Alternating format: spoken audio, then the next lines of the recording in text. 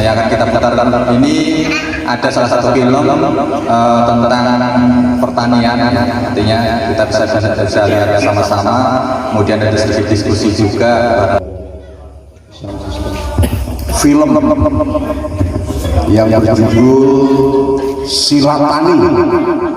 Tan sumingga juga Allah sumingki singa sira singa suku singa tan kasat mata.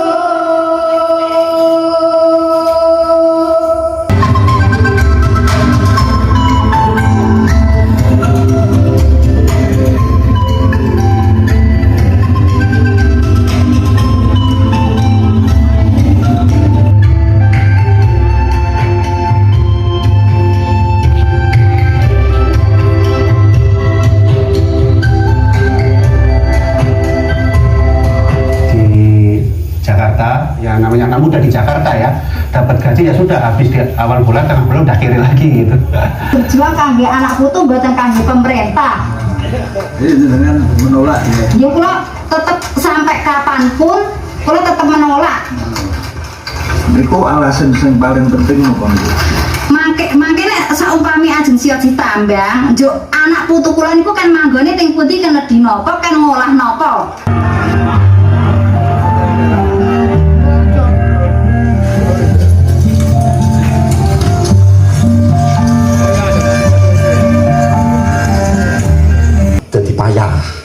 Jadi payah ya Pak, itu sawah seperapat bau 1.700 meter persegi, terus jadi jalan tol mana ya kan, terus nangana tuh rasa kotak rong kotak loh, nggak nandur sampai melaku mana 500 meter melebu kolong ngetol merene 500 meter mani leklok kabora.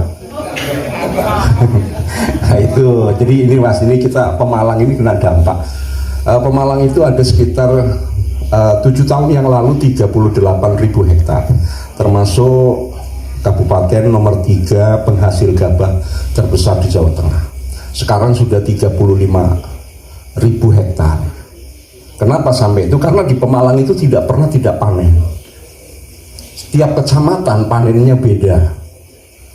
Kenapa saya ngerti? Ya karena saya sendiri juga membawai atau mengetuai PPA, petugas pembagi air atau Ulu Ulu Fak Pemalang ini yang masih mempertahankan upahnya bengkok.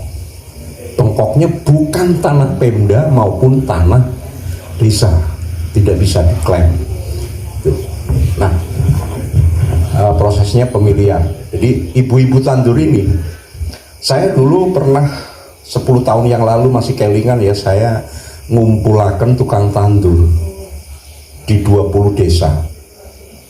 Ini jadi persoalan tersendiri karena regenerasi tenaga kerja terutama ibu tandur itu semakin hari semakin. Usia paling enom kayaknya 50 ya. 50 loro. Iki paling senior ki, buturin tapi paling senior. Ya. Yuweda kayaknya wis ora tandur maning wis. Yudari tandur. Rundek awit tandur saiki mulung. Ya kan? Jadi betul. Dari 10 tahun yang lalu 20 desa saya undang untuk mewakili sekitar satu desa. 20 ada 4 desa yang sama sekali tidak ada tukang tandurnya. Ini kecamatan Pemalang ada 21 desa. Sudah mulai di jalur atau zona kuning atau zona blue itu udah 2 tahun lagi itu ada sekitar 45 hektar yang akan jadi industri. Jadi jalan tol lumayan mangan sawah. Ada transparansi. Ada jatah misalkan kalau kita lihat aplikasi jatahnya rata-rata 300 kilo pupuk. Cuma kan petani nggak tahu dia dapat jatahnya berapa. Disitulah ruangnya pencurian pupuk oleh petani, kemudian dijual secara yang subsidi dijual dengan harga non subsidi. Itu ada yang bisa sih ratusan. Nah itu yang nanti akan kita angkat adalah ratusan, bahkan ratusan lah. Ada ribuan nggak mas? Ada ribuan nggak ya? Ratusan ya? Ratusan kartu tani ya kan, tidak dipegang oleh petani, dibuatkan tapi dipegang oleh penyalur pupuk yang di situ bebas dimonopoli, mau disalurkan kemana pupuknya, petani nggak tahu dia dapat berapa, ini dapat berapa, nggak ada. Kemudian eksplorasi air, nggak kalah seremnya gitu. Eksplorasi air setiap datangnya musim kemarau, di sana selalu kekurangan air. Kita analisa lingkungan, ternyata ada beberapa depot-depot air yang mengambil air tanah untuk dikomersialisasikan tanpa izin. Kita datang ke sini nonton, ya bengong aja sih. Dalam arti bengongnya kita nggak tahu apa-apa mas gitu tentang isunya. Cuman yang paling kita sering dengar itu yang Wadas. Kalau yang lain awam banget itu, sampai Mas Kiki tadi bilang itu apa ya kok nggak pernah lihat, nggak pernah tahu gitu.